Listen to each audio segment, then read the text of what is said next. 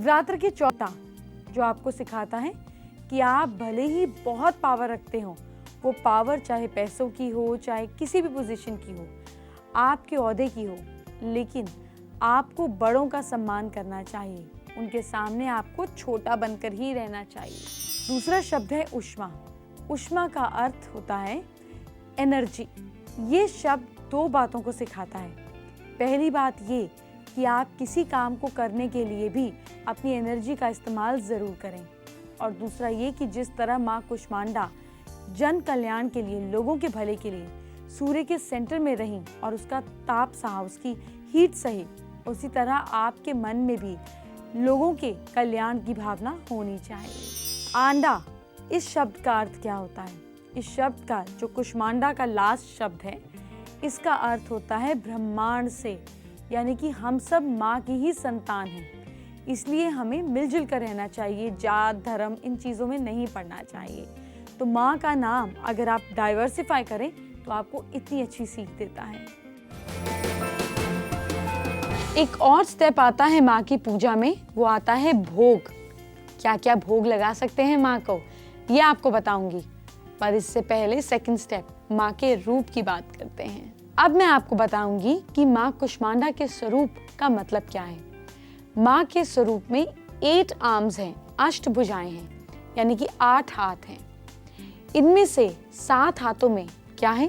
कमंडल, धनुष, बाण, कमल, अमृत पूर्ण कलश, यानी कि कलश वाला अमृत, साथ में चक्र और गदा है।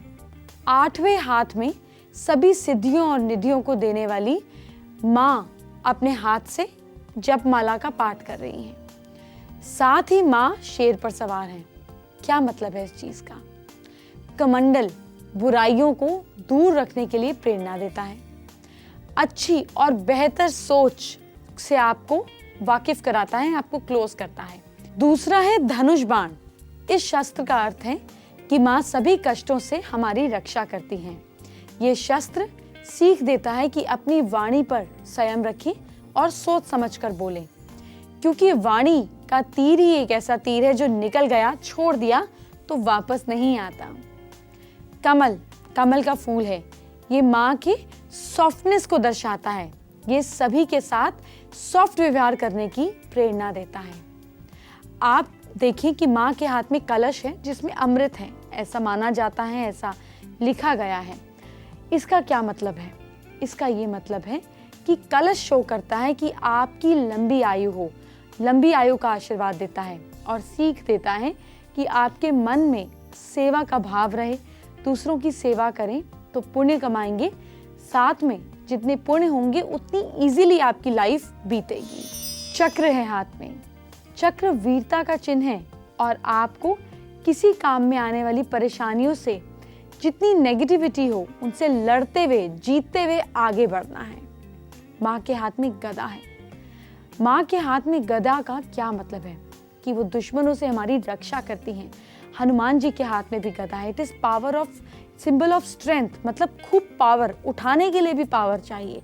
तो आपके अंदर किसी से लड़ने के लिए इंटरनल ताकत भी होनी चाहिए।